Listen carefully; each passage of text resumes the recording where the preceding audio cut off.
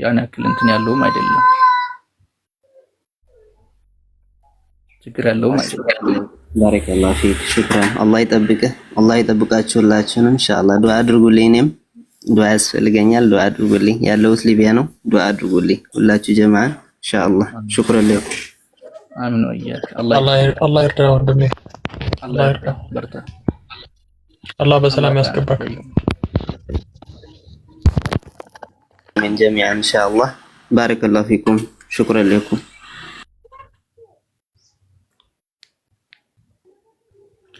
ماشي ሌላ ጥያቄ ሰላም አለይኩም ዲናችሁ ወአለይኩም ሰላም ወራህመቱላህ ሰላም ነህ ሁሱ የለም እንዴ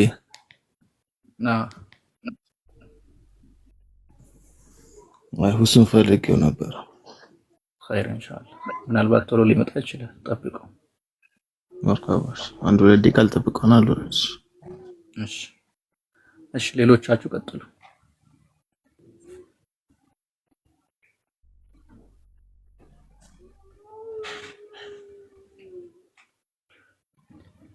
ጥያቄ ያላችሁ መጠየቅ ትችላላችሁ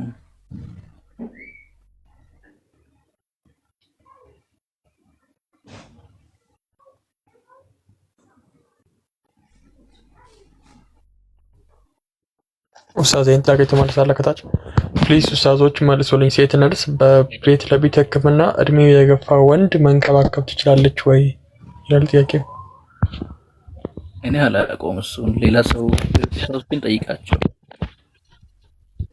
ኦኬ እሺ ኡስታዙ እሱ ሲመለስ ገብተሽ ከዛ ትጠይቂያለሽ መርሐባ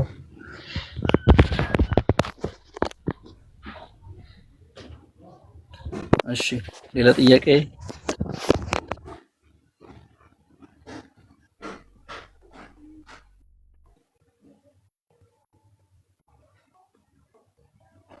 ጥያቄ ያላችሁ ገስት መግባት ትችላላችሁ አስገቧቸው ጥያቄ ያለን የሚሉት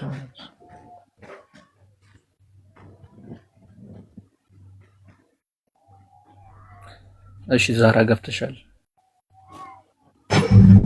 ሰላም አለይኩም ወአለይኩም ሰላም ይሰማል ይሰማል ቀጥይ ጥያቄ ነበረ እሺ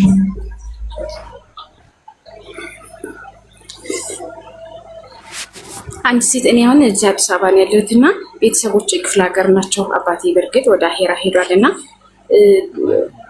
ላገባ ነበርና በልጆቿ ወኪል መሆን ይቻላል ወይስ ቅድሚያ የሚሰጡት አሉ አያት ካለ ለአያት ከዛ ወንድም እንደዛ አጎት ከልጆች የሚቀድሙ ሰዎች አሉ እነሱ ከሌሉ እንደዛ በሂደት ነው የቅርብ ዘመዶች የመጀመሪያ አባት ነው ከዛ ደግሞ አያት ወንድሞቿ እንደዚህ ቅድመ ተከተል አለው ግልጽ ነው ዛሩ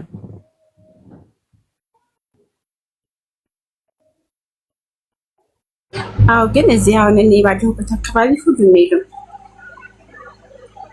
እና ወይስ እኔ ሌላ ሰው ወኪል ማድረግ እችላለሁ በልጄ ነው ያልሽኝ ይቻላል ወይስ ልጅ ወይም ሌላ ሰው ወኪል ማድረግ ይቻላል የአባት አያት ከዛ ወንድም ከዛ ደግሞ አጎት እነዚህ ነገሮች ከሌሉ እንጂ ልጅ አይቀድምም በአካል ባይኖሩም በስልክ ይቻላል እንዴ እነሱ በአካል ግዴታ መገኘት አለባቸው በአካል መገኘት ስፋይችሉ አይ በአካል ግዴታ አይደለም በስልክም ማሰር ይችላል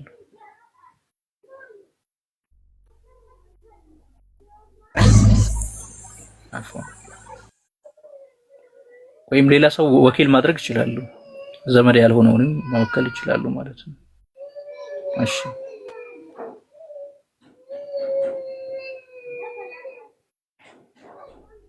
ሰላም አለይኩም ኡስታዝ ወአለይኩም ሰላም ወራህመቱላህ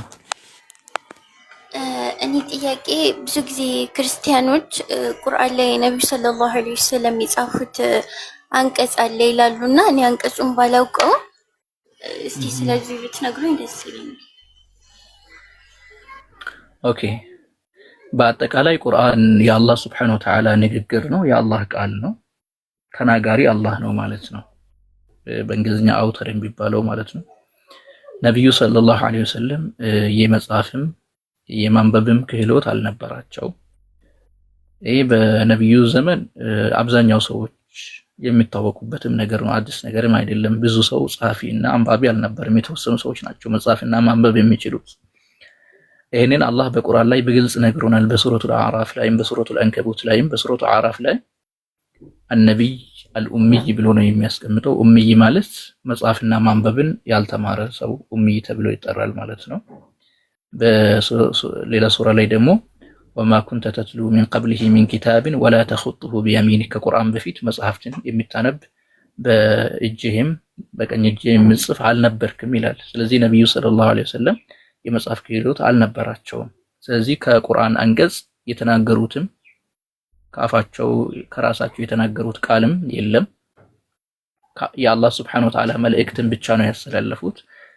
በጽሁፍ ደረጃ ደግሞ ስክራይብ ሆኖ የቁርአን ቃላትን መጻፊያ ነገሮች ላይ ያሰፈሩት የነብዩ ሰለላሁ ዐለይሂ ወሰለም ባልደረቦች ናቸው። ኩታቡል ወህይ ይባላሉ።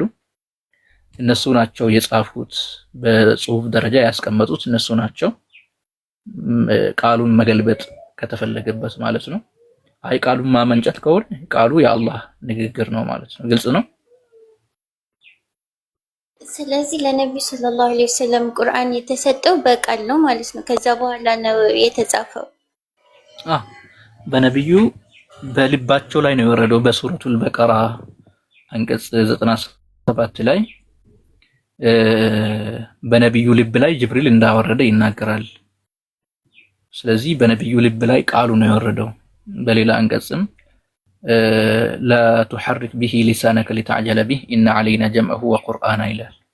ቁርአንን በልብ ላይ መሰብሰብ የኛ ኃላፊነት ነው። ቁርአንን ለማንበብ አትቸኩልላቸዋል። ቁርአን በነብዩ ልብ ላይ ነው የተቀመጠው ማለት ነው። ከዛ ነብዩ ሰለላሁ ዐለይሂ ወሰለም በልባቸው ላይ የነበረውን ቃል ለባልደረቦቻቸው ለጸሐፍት ያነቡላቸው ነበር።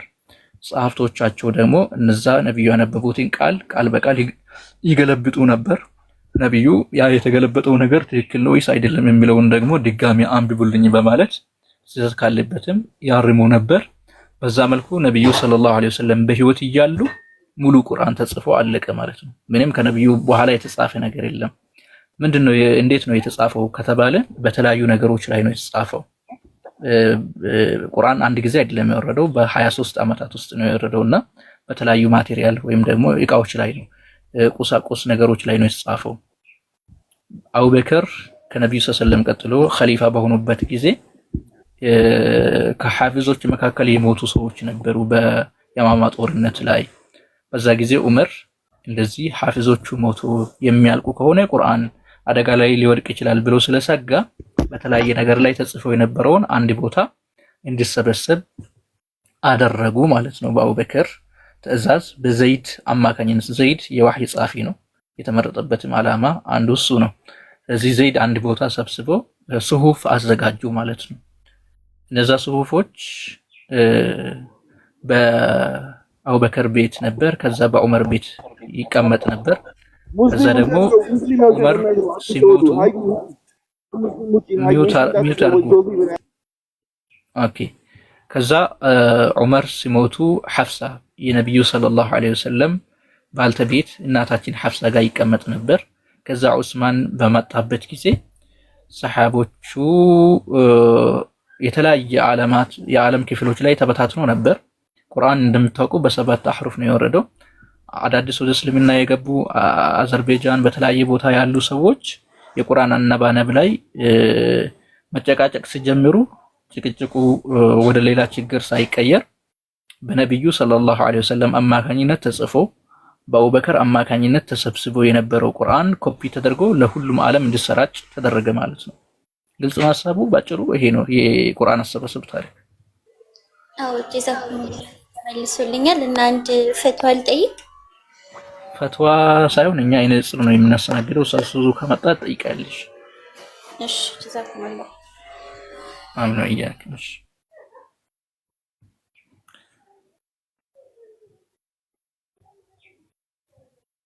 ሌላ ጥያቄ ያላችሁ ግቡ፣ ከሌላችሁ ኢንሻአላህ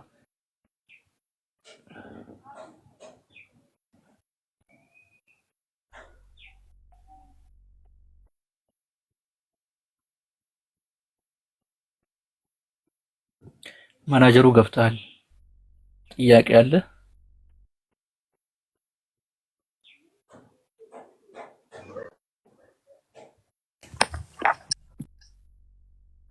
እሺ ጥያቄ ያላችሁ ሄሎ አሎ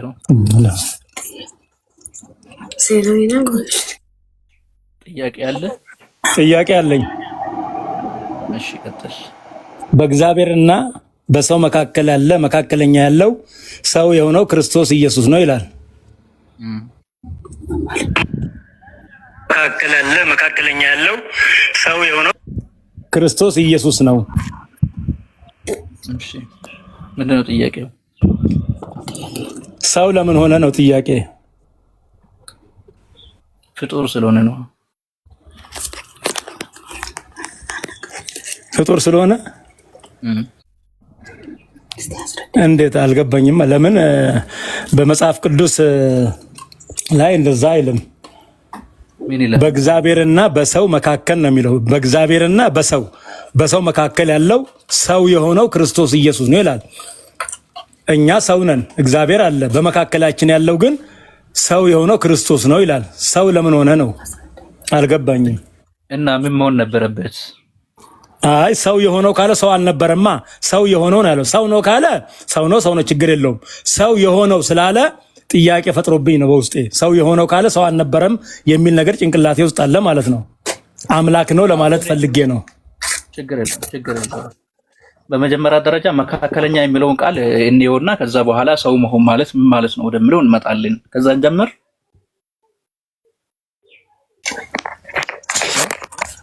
እሺ ብያለሁ።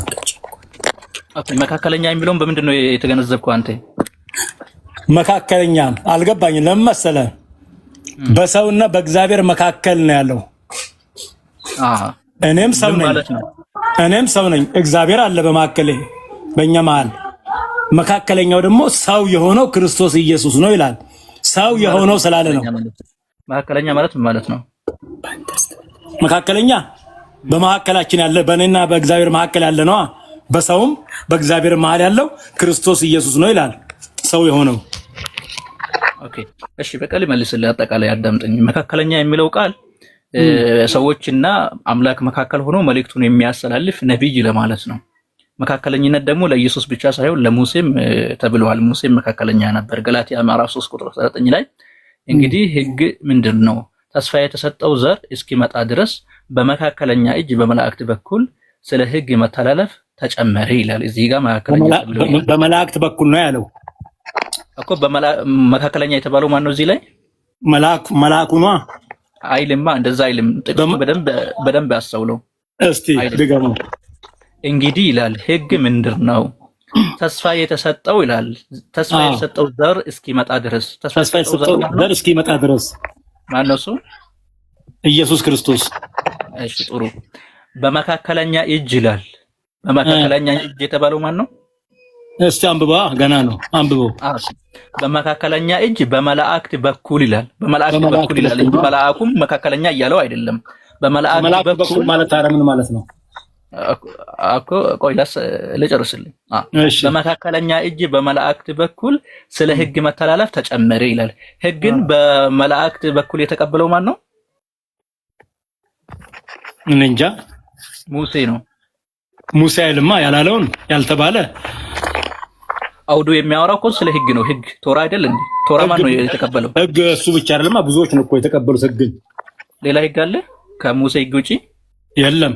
ሕግ በሙሴ ነው የተሰጠው እኮ። እሱ ነው እያወራ ያለው ሙሴ ነው።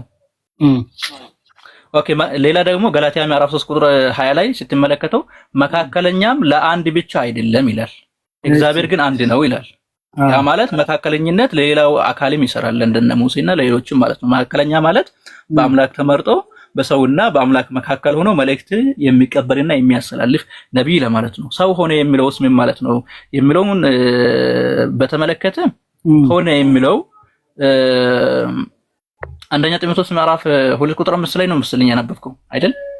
እሺ ያው እዛ ላይ ሆነ የሚለው ቃል በእንግሊዝኛ ላይ ስትመለከተው ራሱ የለም ማለት ነው። አማርኛ ላይ ሆነ የሚለውን ነገር ነው የጨመሩበት። ለምሳሌ እንግሊዝኛ ላይ ምን ይላል? ይላል for there is one God ይላል። እንግሊዝኛ ትችላለህ? ሰማለሁ። አንድ አምላክ አለና and one mediator between God and the man በሰውና በአምላክ መካከል ደግሞ አንድ ሜዲተር ነበር ይላል። ዘማን ክርስቶስ ኢየሱስ ይላል። ሆነ የሚል አለ እዚህ ላይ and ዘማን ይላል። and ዘማን ምን ማለት ነው? and ዘማን ማለት ሰውየው ማለት ነው እኮ። እሺ ያው ነው። ዘማን ማለት ሰውየው ማለት እንጂ ሰው ሆነ ማለት አይደለም። ክርስቶስ ኢየሱስ ይላል እኮ። ሰውየው ካለ የትኛው ሰውዬ? ሙሴ ነው? አብርሃም ነው? ይስሐቅ ነው? ማ ኢየሱስ አለ። ክርስቶስ ኢየሱስ አለ እኮ።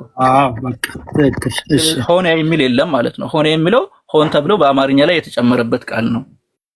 እሺ እንትን ላይ አሁን ለምሳሌ ምሳሌ 8 ሌላ ላሳይ። እዛ ከመሄዳችን በፊት ሌላ ላሳይ። ዮሐንስ ወንጌል ምዕራፍ 8 ቁጥር 40 ላይ ኢየሱስ ሰው ሆንኩ ሳይሆን ሰው ነኝ ብቻ ነው ያለው። እዛ ላይ ምን ይላል? ነገር ግን አሁን ከእግዚአብሔር የሰማሁትን እውነት የነገርኋችሁን ሰው የሆንኩ ይላል አይደለም። ነገር ግን አሁን ከእግዚአብሔር የሰማሁትን እውነት የነገርኋችሁን ሰው ልትገሉኝ ትፈልጋላችሁ። አብርሃም እንዲህ አላደረገም አለ። ስለዚህ ሰው ሆነ የሚለው ሆን ተብሎ በአማርኛ ላይ የተጨመረች ጭማሬ እንጂ እንግሊዝኛ ላይም የለችም።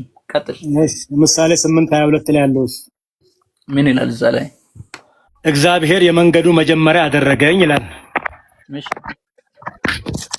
በደንብ እንትኑ ላንብብል መሰለኝ። ወይ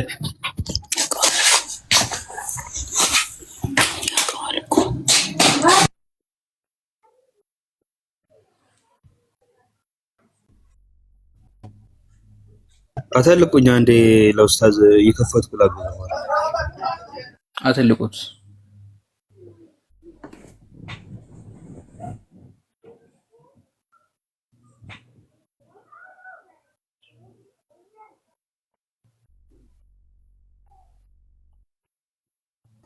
ነው ምሳሌ 8:22 ተከፍቶላል። ዋው ይሄው እዚህ ላይ ማንበብ እንችላለን።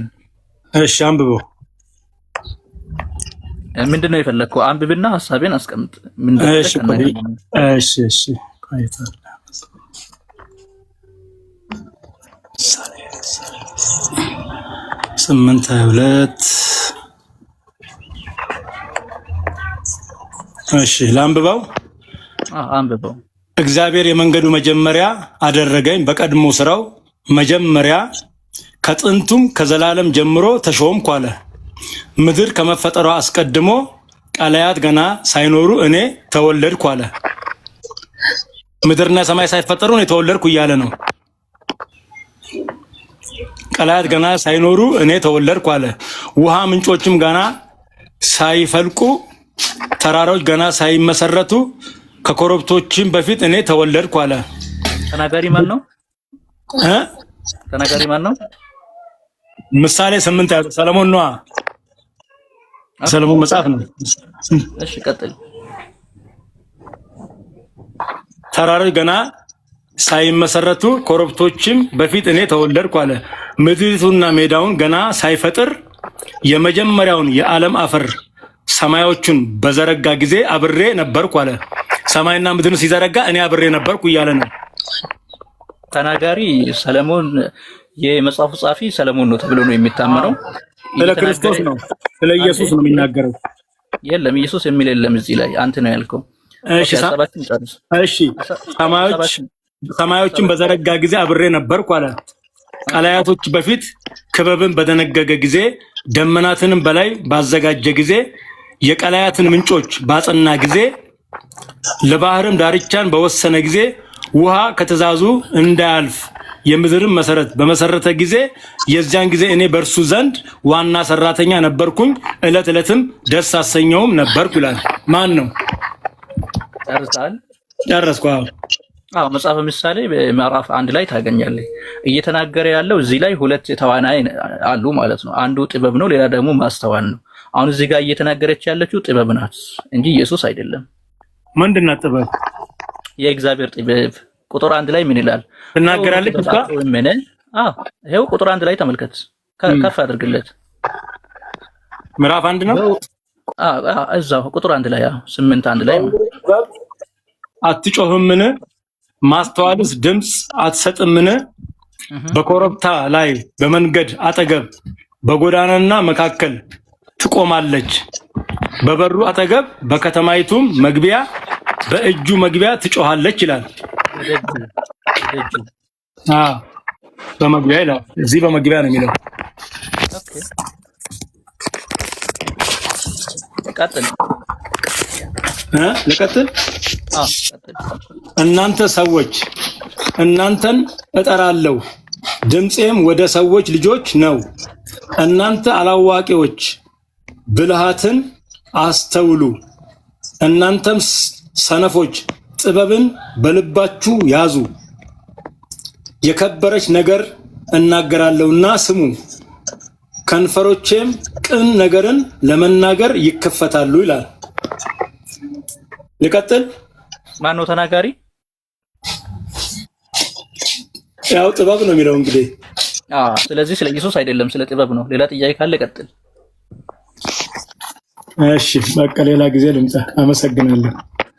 እኛም እናመሰግናለን። መልካም ጊዜ ይሁንልህ። አሜን አሜን። ሌላ ጥያቄ ያለው ሰው አለ?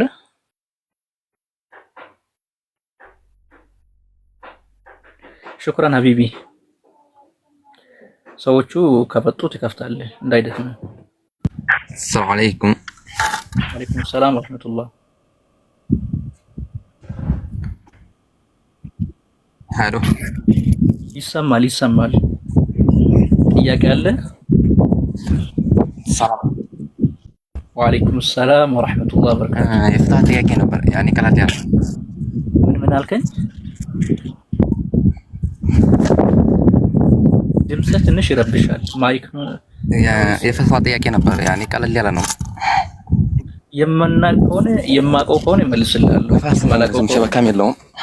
ኦኬ ቀጥል። ኸይር ያኔ ስራ ነበረኝ። ከዚህ ሳውዲ አረቢያ ነው የምኖረውና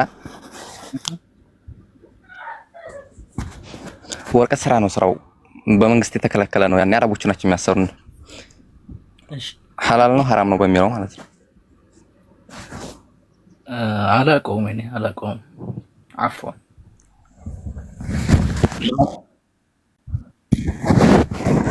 ኸይር እሺ። እኔ ኡስታዝ መጣ አስቀምጡኝ አንዴ። ያው እየሰራሁ ስላለ ነው ለማቆም ለመወሰን ነው። በቃ ጠብቃት። ኸይር እሺ። እሺ ሌሎቻችሁ ጥያቄ ካላችሁ ቀጥሉ።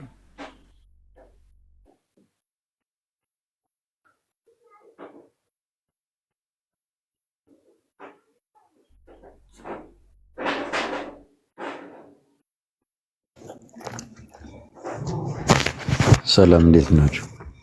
ሰላም እንዴት ነህ? ማኑኤል እያወራችሁ ስለነበረ ስሰማ የልጁን ያወራችሁትን አይ ቲንክ ካለ ስለ ኢየሱስ ፍጡርነት እያወራ ነበረ መሰለኝ። እሺ ምን ነበር ጥያቄው? አይ መጽሐፍ ጠቅሰ ኢየሱስ ተፈጥሯል ስትል ገርሞኝ ነው። የመወለዱንና መፈጠሩን ልዩነት ሳታውቅ እንዴት ኢየሱስ ተፈጠረ ትላለህ? መወለድና መፈጠር ልዩነት አለው እንዴ?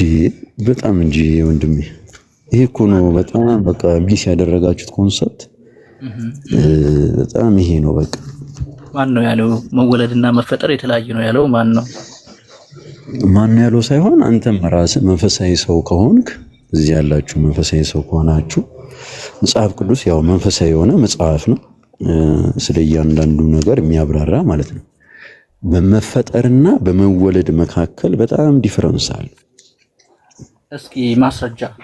መወለድ ሌላ መፈጠር ሌላ ለምለው ማስረጃ። መወለድ አንድ ነገር ከነበረበት ቦታ ሲወጣ ማለት ነው አይደል? ሰው ሲወለድ ለምሳሌ ከእናቱ ማህፀን ይወጣል አይደል? ተወለደ ነው የምትለው አይደል? መፈጠር ግን ያልነበረ ነገር ልክ እንደ አዳም ሲበጅ ሲሰራ ማለት ነው። አሁን ኢየሱስ አንዴ እስቲ ቆይ፣ እንዴት ናችሁ? ኧረ አባዬ ሰላም ናችሁ?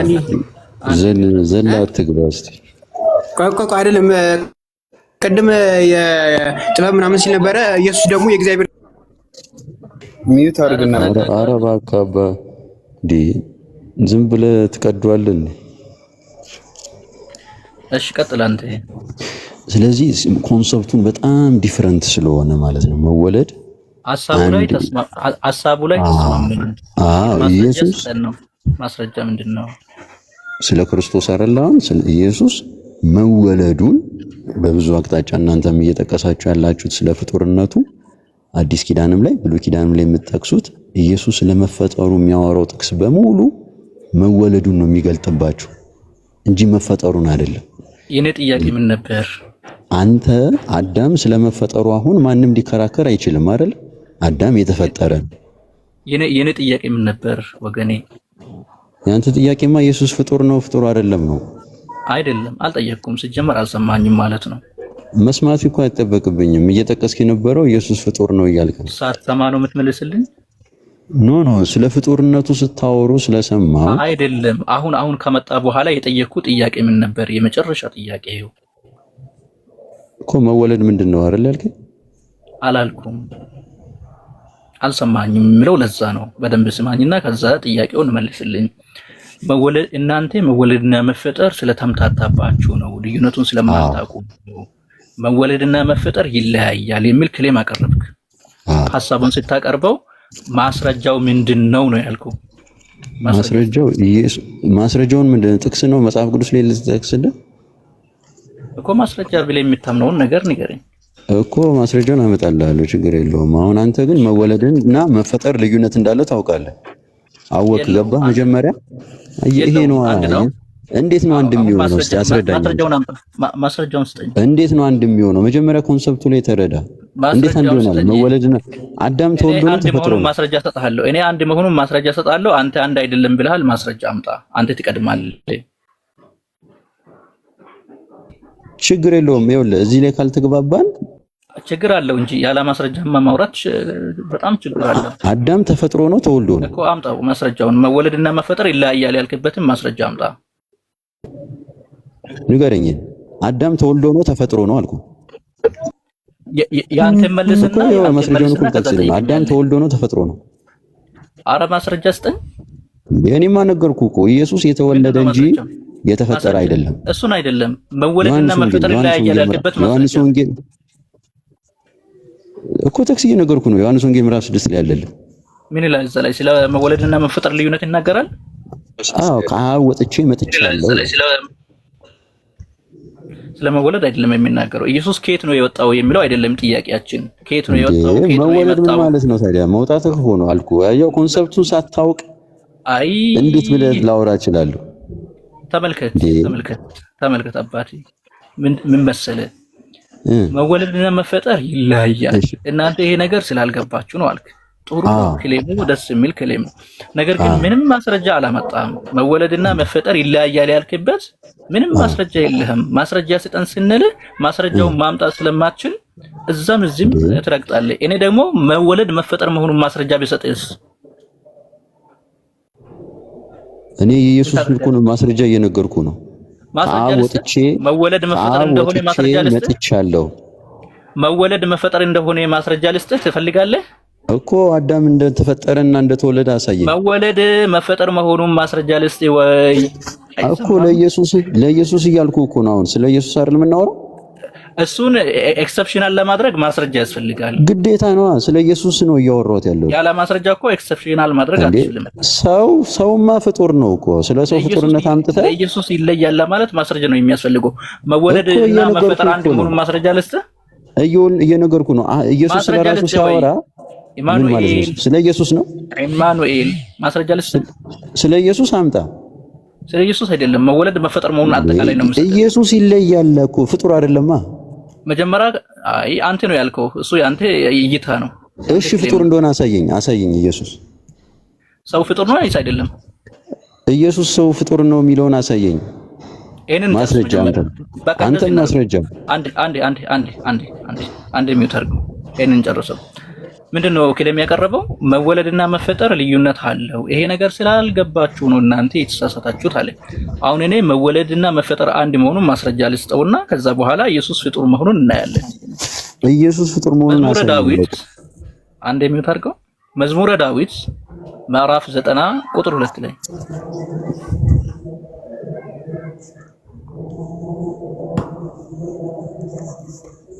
ኦኬ ምን ላይ እዚህ ላይ ተራሮች ሳይወለዱ ምድርም ዓለምም ሳይሰሩ ከዘላለም እስከ ዘላለም ድረስ አንተ ነህ ይላል። ተራሮች ሳይወለዱ ማለት ነው ሳይፈጠሩ።